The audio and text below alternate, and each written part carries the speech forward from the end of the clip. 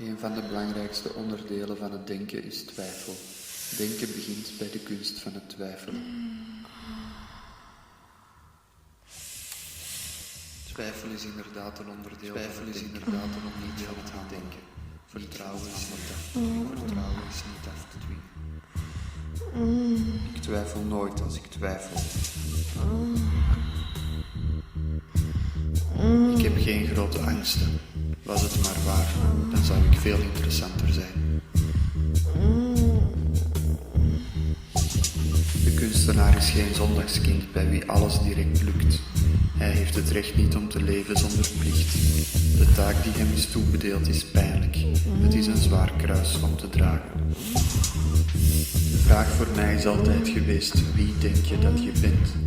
Het verlangen om iemand anders te zijn, om een rol te spelen, om een personage in te vullen, is het gevolg van onzekerheid of van een groot ego.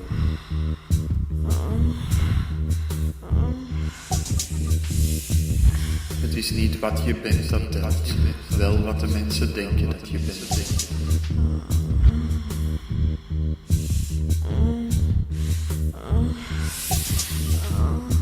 Ik ben een grootsartiest, en dat besef ik maar al te grootsartiest. Ik ben zo groot door alle lijden, dat ik ben zo groot door al het lijden, dat ik het niet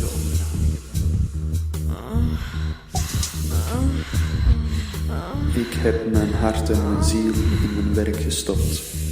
En onderweg ben ik mijn verstand kwijtgeraakt. Een goede kunstenaar zijn is de hardste job die je kunt uitkiezen. En je moet maar wat gek zijn om eraan te beginnen. Het valt me op hoe kort de rust maar duurt, die optreedt zodra een werk is voltooid. Al gauw breekt de volgende noodzaak aan.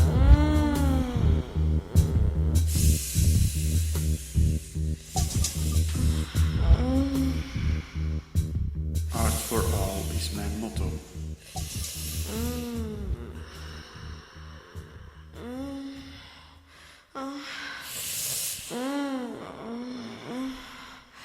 Zoals iedere sfeer is mijn werk moeilijk te grijpen.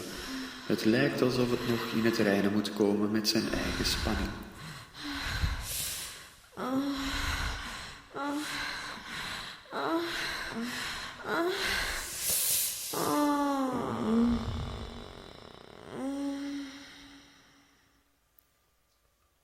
Mijn werken bereiken een massapubliek. Dat betekent dat ik in staat ben om goed te communiceren. Een kunstenaar zijn draait niet om mooie dingen maken of om de schouderklopjes van je publiek. Het is een soort van communicatie, een boodschap.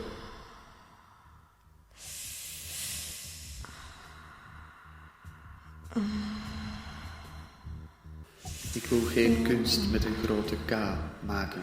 Ik wil me uitdrukken op een manier dat om het even wie kan begrijpen, zonder ook maar iets van hedendaagse kunst te begrijpen. Zoals mijn artistiek statement uitleg, als mijn artistiek statement uitleg, is mijn werk uiterst onbegrijpelijk, betekent daarom vol diepe betekenis.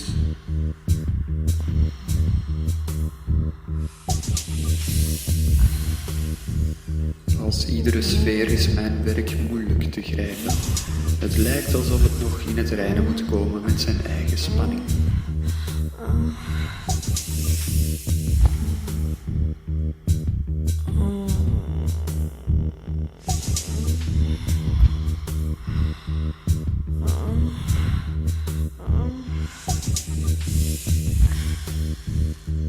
Ik tracht dikwijls een soort van verstijving te creëren.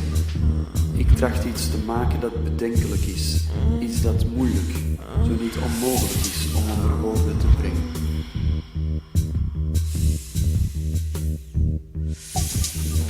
Het is gewoon beter om de kunst het woord te laten voeren. Je moet over kunst even praten, geloof enkel wat een kunstenaar doet, niet wat hij erover te vertellen heeft.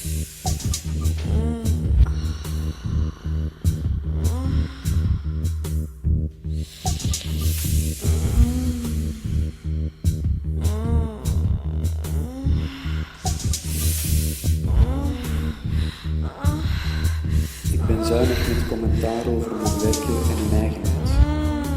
Zo zijn associaties mogelijk die zowel open als subjectief zijn.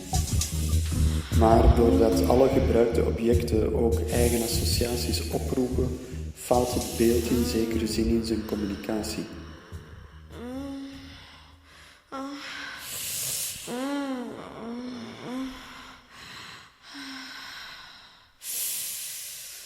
Ik zie mijn installaties als een vitaal territorium dat wacht op betekenisbeleving, als een soort van work in progress.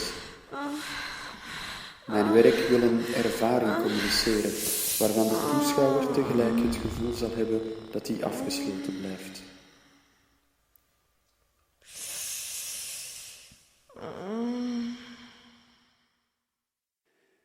Ik zeg altijd, goede kunstenaars kopieert, grote kunstenaars steelt.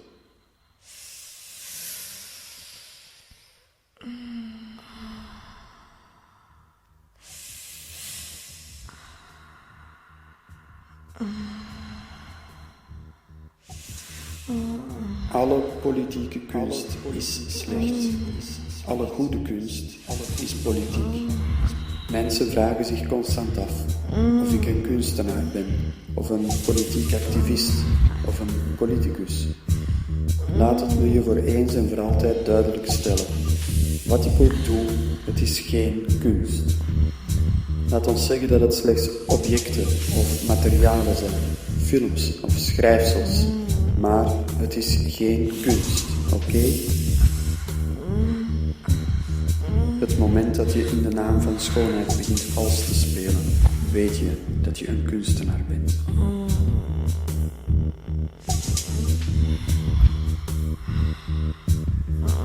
Waarom zou kunst niet mogen behagen? Waarom zou kunst niet mooi mogen zijn? Er zijn al genoeg lelijke dingen in de wereld. Lelijk bestaat niet. Er is niks lelijk. Ik heb nog nooit iets lelijks in mijn leven gezien. Laat de vorm van een object zijn voor wat het is. Licht, schaduw en perspectief zullen er altijd iets moois van maken.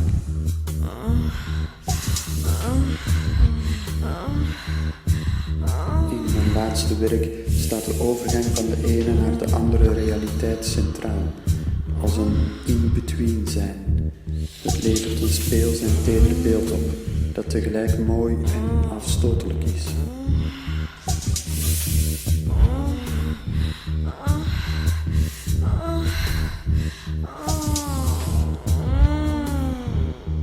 Less is more, less is more, less is more, less is more. Ik meen te mogen stellen dat wat ik maak mooi is.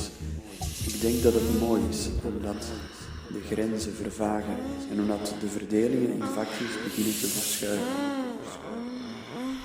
Dat brengt iets teweeg dat ik beschouw als een subliem effect, of op zijn minst veroorzaakt het wielen.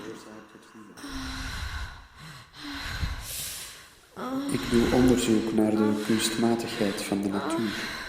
Ik doe onderzoek naar schoonheid in het abjecte.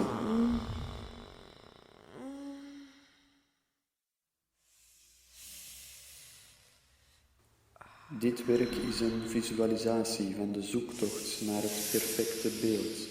Het is een zoektocht die inherent verbonden is aan het kunstenaarschap. Meer dan op sociologisch onderzoek ligt de focus in mijn werk op het spel van afstoten en aantrekken. Met mijn installaties roep ik een autonome realiteit op en onderzoek ik hoe objecten betekenissen overdragen. Het is een serieuze zoektocht naar de essentie, maar wel met mijn kenmerkende humor en ironie.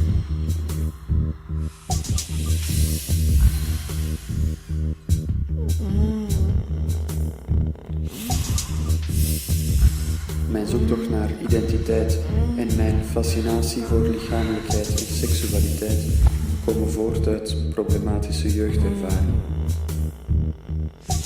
Ik maak een analyse als onderzoeker van binnenuit, maar ben ook een aanvaller.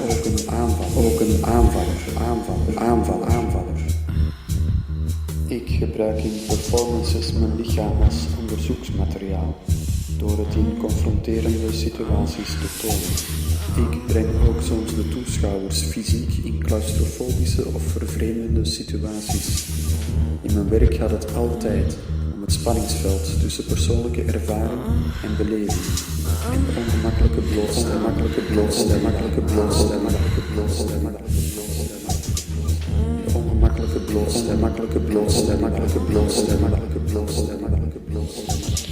Aan de openbaarheid.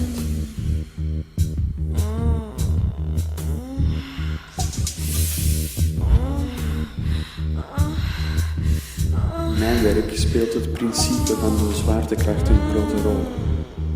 Visueel lijkt mijn werk voortdurend uit evenwicht, maar in werkelijkheid is het perfect in balans, waardoor een subtiele spanning ontstaat.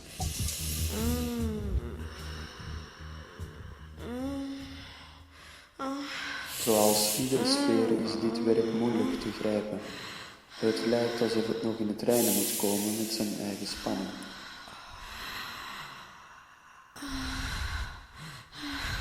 De spanning tussen de eenvoud van het materiaal en de symboliek van de titels maakt dit een bijzonder werk. Ze is kenmerkend voor mijn streven om conventies en traditionele opvattingen over kunst los te laten.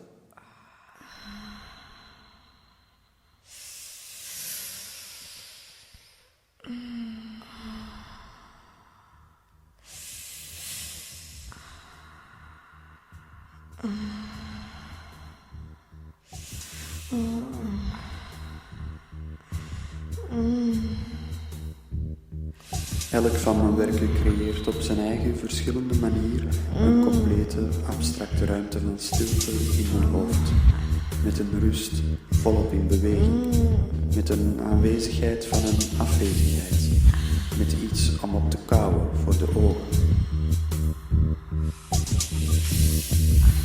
Mijn werk ondervraagt de wazige ruimte tussen oppervlak en ondertitel. Ik wil echte objecten in een echte ruimte maken. Mijn werk gaat een directe relatie aan met de omgeving waarin het zich bevindt. Het krijgt een complexiteit die zorgt voor een bijzondere ervaring van de ruimte. De ruimte functioneert als een soort van babushka, als een sculptuur rond mijn sculptuur. Ik wil de ruimte openen, de kunst een nieuwe dimensie verschaffen en met de kosmos die eindeloos uitdijt verbinden.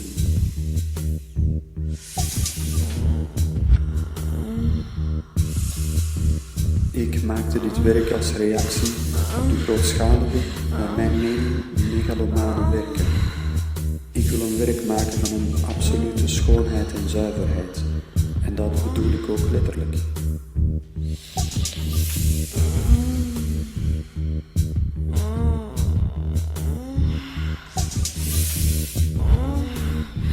Hoe groot mijn werken ook mogen zijn, het zijn nog maar modellen voor werken die 12 keer zo groot moeten worden.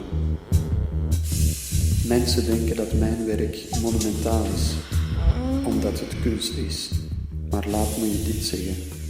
Mensen zijn in staat tot veel, veel grotere dingen.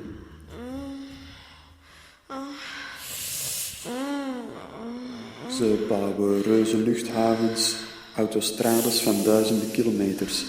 Allemaal veel groter dan wat ik maak. Ik heb nog nooit levensgrote beelden gemaakt, omdat het me niet interessant leek. We ontmoeten elke dag levensgrote mensen.